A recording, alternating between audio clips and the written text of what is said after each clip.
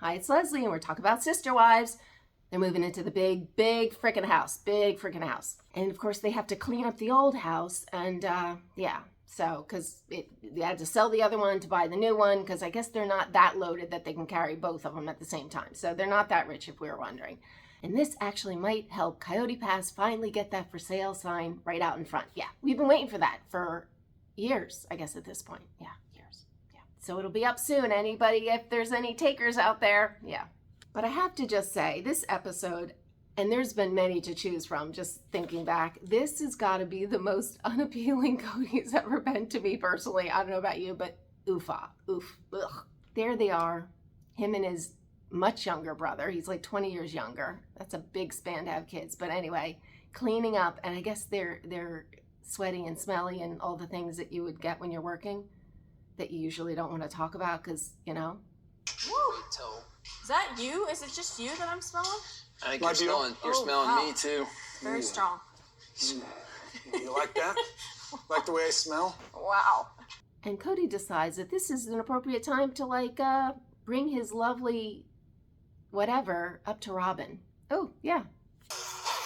I can smell my own armpits, and it's gross. Why don't you come over here and smell my pheromones? Oh, wow.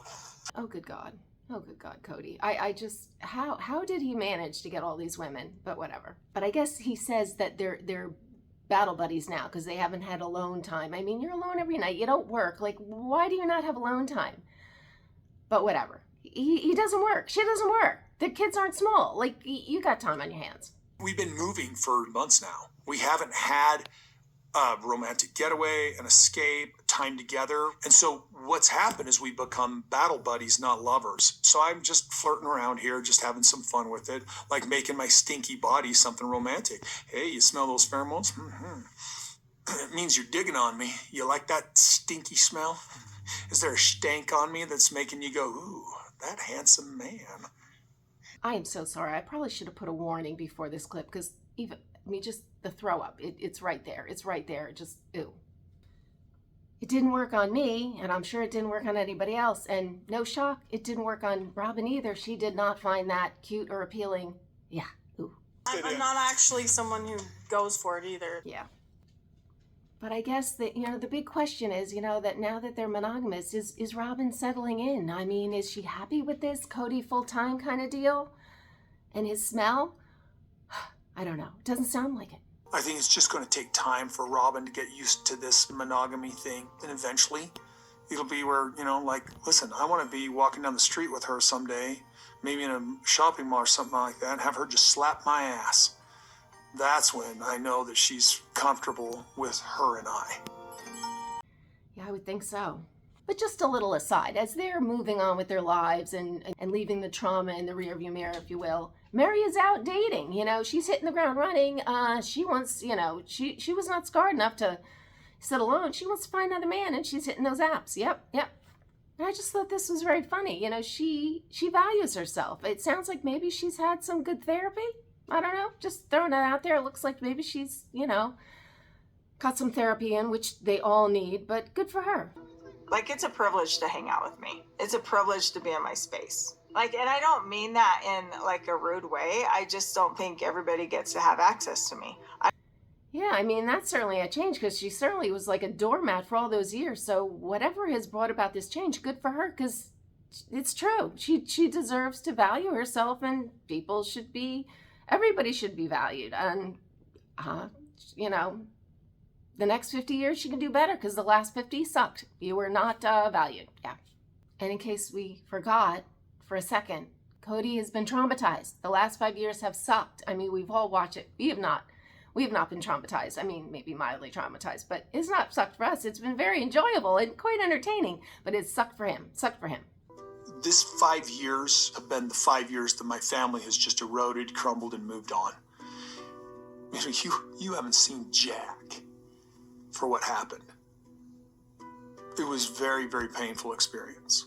Alrighty, and that brother, I guess, for maybe a hot minute, pondered polygamy. Oof, but I guess he's thought better of that. Thank God, because he looks cute and maybe he's somewhat normal. So just go the normal route. Don't sign up for this chaos. But anyway, he asked the obvious question. So how's Robin liking this monogamy kind of stuff? Yeah. Robin struggled with the whole thing. I mean, she married me under the premise of plural marriage with the expectation of plural marriage. And when the other wives left, I wondered if my value to her was diminished. I mean, I'm still wondering. I mean, that's kind of valid, because if that's what she saw in him and wouldn't even consider him without being that it was going to be a polygamous kind of deal, she wouldn't have even considered him, regardless whether she thought he was a great guy. So I'm assuming his value has kind of like, his stock has dropped, if you will. Yeah, I'm thinking so, but she can never let him know that, because that would be problems, you know. And so they asked Robin, like, what's the good parts about being a monogamous? You know, like, how do you feel about it? Yeah, sure. Being a wife is great in some ways, but there's also ways that it's not great. This was not the life that I expected, and not the life that I planned for myself.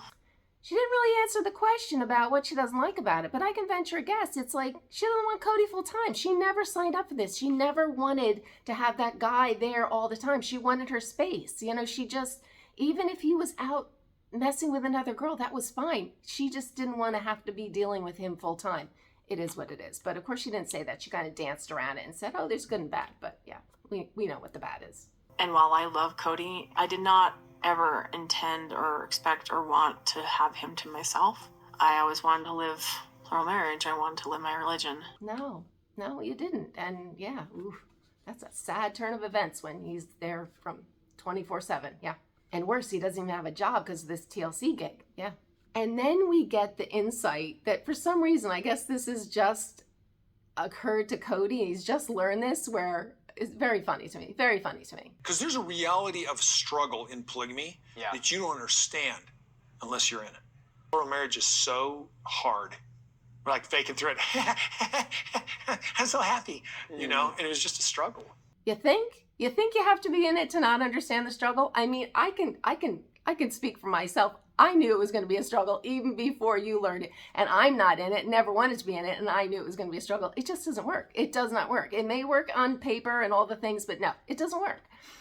And he's just now realized it now and thinks we all don't know that because we weren't in it. Oh, I beg to differ. We get it. It sucks. It's a lonely world.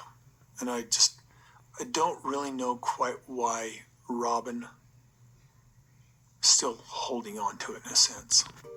For the reasons we mentioned before, she doesn't want you or probably anyone full time. And we can probably thank her ex-husband for that feeling. I'm assuming she's carrying baggage from that messed up relationship. But no, she doesn't want anybody full time. But, you know, shit happens. Then I thought this was interesting. You know, they kind of ask all the wives, you know, they all get their little screen time and saying about, you know, Janelle definitely feels this could have flown. This could have worked. But I don't think Janelle was emotionally into Cody. So she was fine with the whatever, like, because she didn't really want him full time either. So that's why it could work for Janelle. I think Janelle and Robin are kind of on the same deal there. But they mentioned this other family that I guess has figured it out and is doing great. The Dargers. I have seen families that can do it, and it just really depends on the man's character. The one that we all sort of know really well is Joe Darger. And he has done such a good job managing his relationships with his wives. Well, where's their reality show? Let's shine a spotlight on them. I'm telling you, they're not happy either. I just cannot imagine. Get them a reality show and they'll be in the crapper soon too. That's just what I think, but you know. But Cody's right about this. I mean, it fell apart when all the wives realized, oh yeah, he actually is in love with her and will put her above us all the time. So yeah, that's the kiss of death right there. My wives, in whatever way, couldn't handle that I was willing to fight so much to make sure that Robin was safely kept. Yeah. I mean, that was the end. That was the beginning of the end. And then just to finish up this episode, like so many others, we have a clip of Robin crying again. Yeah. But anyway, I follow this nonsense every week. So if you want to follow along, please subscribe, hit the notification bell and the like bell. Please, somebody like the video. And I will see you next week. Bye.